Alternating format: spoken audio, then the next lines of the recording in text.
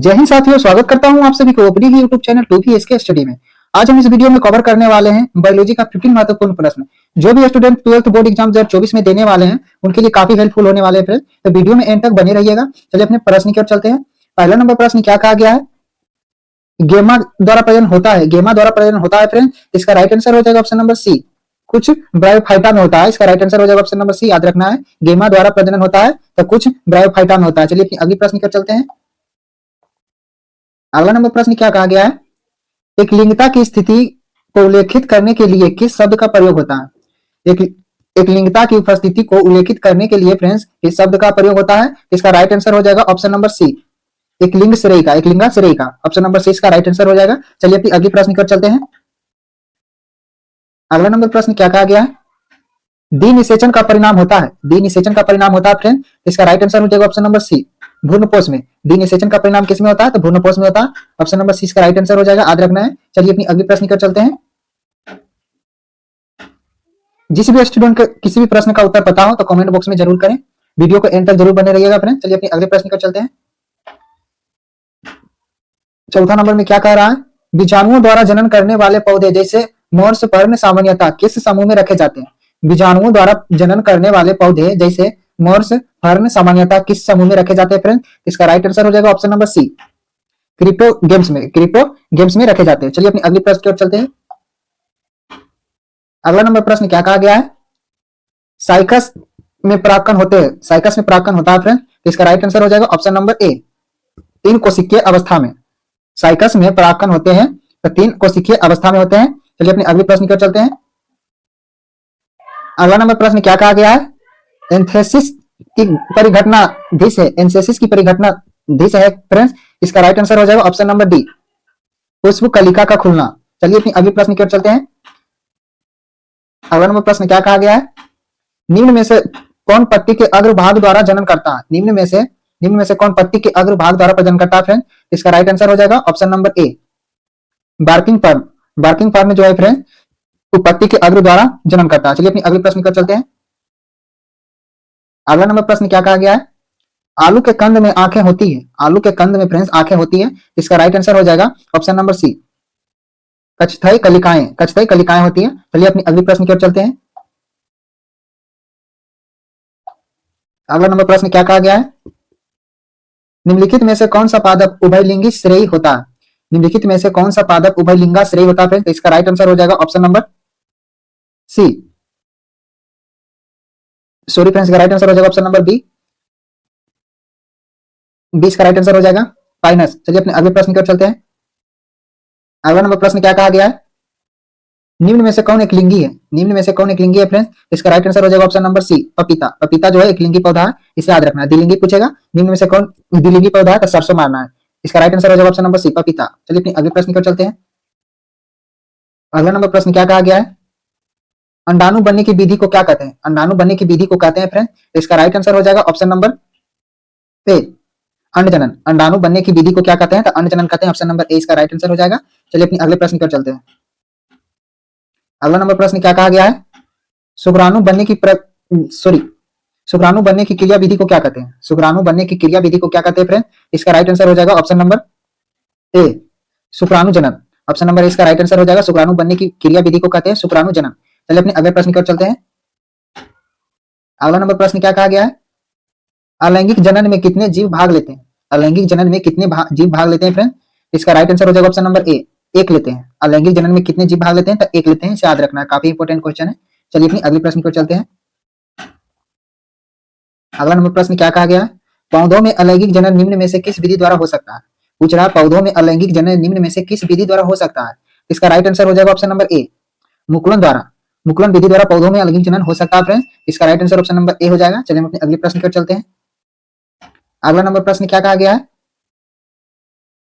कायिक जनन निम्न में से किस प्रकार होता है? कायिक जनन निम्न में से किस प्रकार होता है फ्रेंड? इसका राइट आंसर हो जाएगा ऑप्शन नंबर डी, तीनों द्वारा।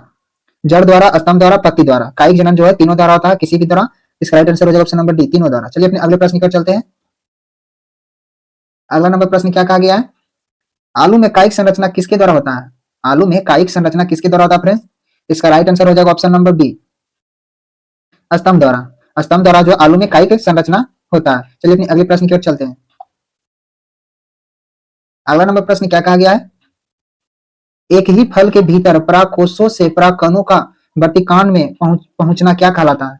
एक ही फल के भीतर परागकोशों से परागकणों का वर्तिकान में पहुंचना क्या कहलाता है फ्रेंड? इसका राइट आंसर हो जाएगा ऑप्शन नंबर बी, अंडोत्सर्ग। अंडोत्सर्ग कहलाता है। चलिए अपने अगले प्रश्न की ओर चलते हैं। अगला नंबर प्रश्न क्या कहा गया है? अंडाशय से अंडा निकलने की प्रक्रिया को क्या कहते हैं? अंडाशय से अंडा निकलने की प्रक्रिया को क्या कहते हैं फ्रेंड्स? इसका राइट आंसर हो जाएगा ऑप्शन नंबर ए, अंडजनन। अंडाशय से अंडा निकलने की प्रक्रिया को कहते हैं अंडजनन। चलिए अपने अगले प्रश्न की ओर चलते हैं। अगला नंबर प्रश्न क्या कहा गया है? मानव मादा में अंडे का निषेचन कहाँ होता है? मानव मादा में अंडे का निषेचन कहाँ होता है फ्रेंड्स? इसका राइट आंसर हो जाएगा ऑप्शन नंबर टी, फैलोपियन नलिका में। चलिए अपने अगले प्रश्न की ओर चलते हैं। अगला नंबर प्रश्न क्या कहा गया है? मानव नर में शुक्राणु भंडारण किस जनन अंग में होता है? मानव नर में शुक्राणु भंडारण किस जनन अंग में होता है फ्रेंड? इसका राइट आंसर हो जाएगा ऑप्शन नंबर सी, एपिडिडीमिस में। एपिडिडीमिस में होता है। इसका right answer option number C हो जाएगा। चलिए अपने अगले प्रश्न की ओर चलते हैं। अगला नंबर प्रश्न क्या कहा गया है? निम्नलिखित में से कौन सा पौधा एक द्विलिंगी है? निम्नलिखित में से कौन सा पौधा द्विलिंगी है फ्रेंड? इसका राइट आंसर हो जाएगा ऑप्शन नंबर, इसका राइट आंसर हो जाएगा इनमें से कोई नहीं, ऑप्शन नंबर डी इसका राइट आंसर हो जाएगा। चलिए अपने अगले प्रश्न की ओर चलते हैं। अगला नंबर प्रश्न क्या कहा गया है? अलैंगिक जनन में जीवनधारियों की उत्पत्ति कितने जनकों के भाग लेने से होती है? अलैंगिक जनन में जीवनधारियों की उत्पत्ति कितने जनकों के भाग लेने से होती है फ्रेंड? इसका राइट आंसर हो जाएगा ऑप्शन नंबर ए, एक। अलैंगिक जनन में जब भी भाग लेता है एक ही लेंगे। चलिए अपने अगले प्रश्न की ओर चलते हैं। अगला नंबर प्रश्न क्या कहा गया है? माता द्वारा दिए गए युग्मक और पिता द्वारा दिए गए युग्मक के संलयन से क्या बनता है? माता द्वारा दिए गए युग्मक और पिता द्वारा दिए गए युग्मक के संलयन से क्या बनता है फ्रेंड? इसका राइट आंसर हो जाएगा ऑप्शन नंबर बी, युग्मनज। चलिए अपने अगले प्रश्न की ओर चलते हैं। अगला नंबर प्रश्न क्या कहा गया है? वह प्रक्रिया जिसके द्वारा नर युग्मक एवं मादा युग्मक बनते हैं कहलाती है, क्या कहलाती है फ्रेंड? इसका राइट आंसर हो जाएगा ऑप्शन नंबर सी, युग्मक जनन कहलाते हैं। चलिए अपने अगले प्रश्न की ओर चलते हैं। अगला नंबर प्रश्न क्या कहा गया है? तीन परत वाली संरचना जिसके अंदर एक नई गुहा अगंत्र बन गई होती है क्या कहलाती है? तीन परत वाली संरचना जिसके अंदर एक नई गुहा अधंत्र बन गई होती है क्या कहलाती है? इसका राइट आंसर हो जाएगा ऑप्शन नंबर बी, गेस्टुला रानी कहलाती है। चलिए अपनी अगले प्रश्न की ओर चलते हैं। अगला नंबर प्रश्न क्या कहा गया है? वह जीव या पौधा जिसके शरीर में नर तथा मादा दोनों प्रकार के जनन पाए जाते हैं क्या कहलाते हैं? वह जीव तथा पौधा जिसके शरीर में नर तथा मादा दोनों प्रकार के जनन पाए जाते हैं क्या कहलाते हैं फ्रेंड्स? इसका राइट आंसर हो जाएगा ऑप्शन नंबर सी, उभयलिंगी कहलाते हैं। चलिए अपने अगले प्रश्न की ओर चलते हैं। अगला नंबर प्रश्न क्या कहा गया है? किस प्रकार के जनन करने वाले प्राणियों में अधिक विभिन्नताएं देखने को मिलती है? किस प्रकार के जनन करने वाले प्राणियों में अधिक विभिन्नताएं देखने को मिलती है? इसका राइट आंसर हो जाएगा ऑप्शन नंबर ए, लैंगिक जनन। चलिए अपने अगले प्रश्न की ओर चलते हैं। अगला नंबर प्रश्न क्या कहा गया है?